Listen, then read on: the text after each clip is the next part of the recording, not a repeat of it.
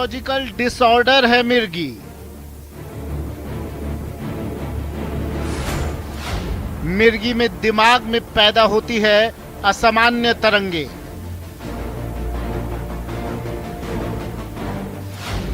मरीज को बार बार पड़ने लगते हैं दौरे।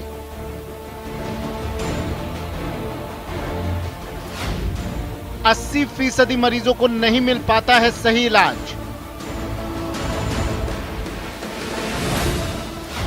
मिर्गी को लेकर लोगों में जागरूकता की कमी।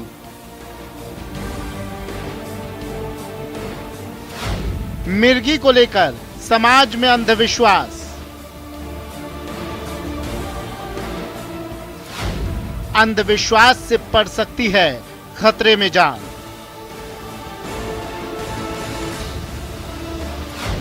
इलाज के बाद सामान्य जिंदगी जी सकता है मरीज।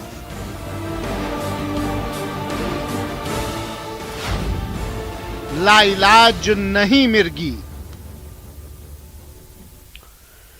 मिर्गी एक न्यूरोलॉजिकल डिसऑर्डर है। इससे दिमाग में असामान्य तरंगे पैदा होती हैं। व्यक्ति को बार बार दौरे पड़ने लगते हैं। दौरा पड़ने पर दिमागी संतुलन बिगड़ जाता है और शरीर लड़खड़ाने लगता है। दौरे को कंट्रोल करने के लिए मरीज को दवाइयां दी जाती हैं। डॉक्टर्स के मुताबिक मिर्गी लाइलाज नहीं है। पुराने समय में और आज भी कई जगहों पर मिर्गी को लेकर तमाम तरह के अंधविश्वास फैले हैं। कई जगहों पर इसे ऊपरी हवा का चक्कर मानकर तांत्रिकों के चक्कर में पड़ जाते हैं, जिससे मरीजों की जान खतरे में पड़ जाती है। मिर्गी को लेकर लोगों को जागरूक करने के लिए हर साल 17 नवंबर को नेशनल एपिलेप्सी डे मनाया जाता है। मिर्गी क्या है इसका इलाज, इन तमाम मुद्दों पर चर्चा करेंगे आज दो टूक में। हमारे साथ इस विषय से जुड़े विशेषज्ञ भी मौजूद रहेंगे। आप देख रहे हैं दो टूक, मैं हूं आपके साथ सुमित गुप्ता।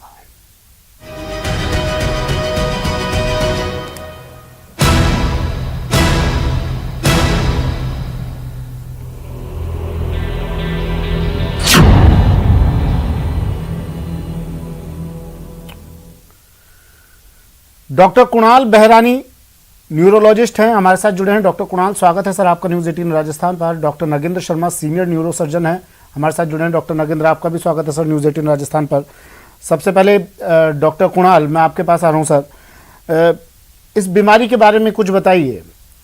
क्यों आज ये अंतर्राष्ट्रीय मिर्गी दिवस हम लोग मना रहे हैं आज के दिन, और क्या ये मिर्गी है, कैसे ये होती है बीमारी? देखिए, आज 17 नवंबर के दिन हमारा नेशनल एपिलेप्सी अवेयरनेस डे हम लोग मनाते हैं हर साल। और इसका मेन मकसद यही है कि लोगों में एक अवेयरनेस, एक जागरूकता पैदा करना, जो लोगों में गलत धारणाएं हैं उस धारणाओं से दूर करना कि जो ये मिर्गी है वो एक लाइलाज बीमारी है, बल्कि इसका पूरा तरीके से इलाज संभव है। और आज के तारीख में कई ऐसी दवाई आ गई हैं जिसको लेते हुए मरीज काफी हद तक अपने मिर्गी के दौरे को कंट्रोल कर सकता है जी। तो जो ये मिर्गी पैदा हो रही है वो एक ब्रेन की बीमारी है।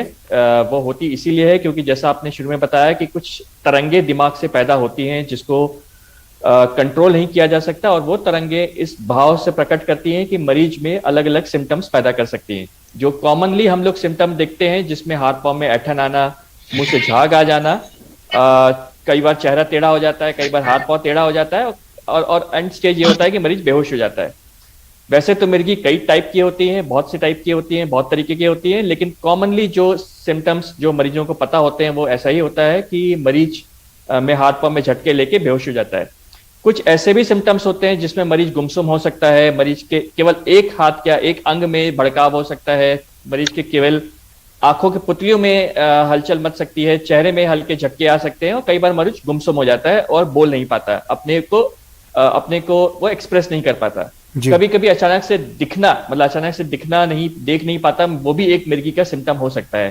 तो ये भिन्न तरीके के जो सिम्टम्स हैं, ये सारे के सारे मिर्गी के सिम्टम्स होते हैं, जिसे एक कॉमन आदमी को जरूर समझना चाहिए, जानना चाहिए, ताकि कभी भी आसपास हमारे ऐसे लोगों को ये सिम्टम्स नजर आए तो तुरंत एक डॉक्टर से कंसल्ट करना चाहिए। ठीक है। डॉक्टर नगेंद्र शर्मा, ये बीमारी सर, ये बीमारी दिमाग से संबंधित है, न्यूरो से जुड़ी बीमारी है ये? जी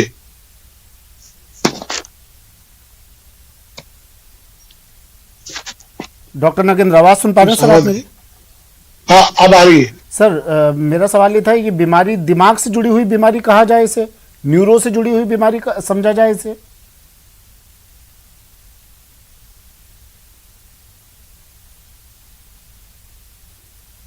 डॉक्टर नगेंद्र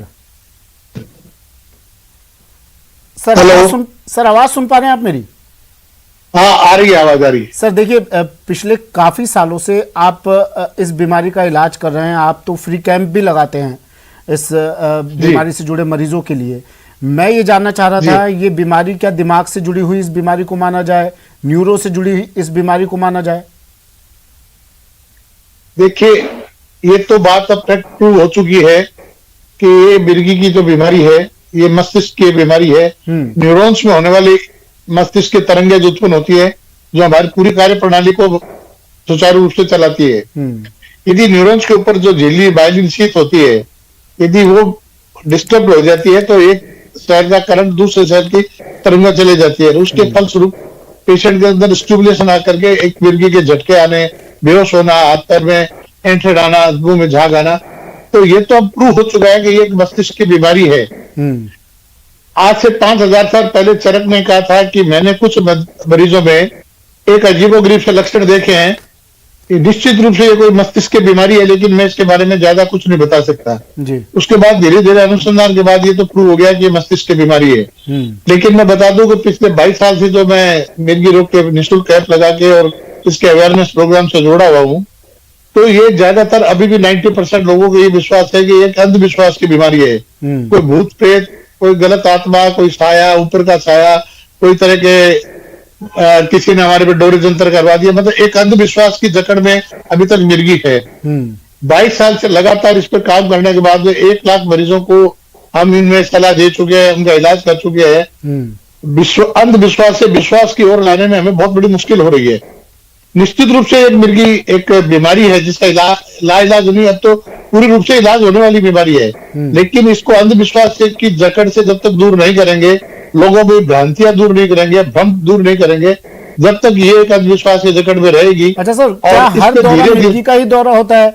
मतलब पहचान कैसे करें अगर किसी को दौरा पड़ा है कि मिर्गी का दौरा पड़ा है?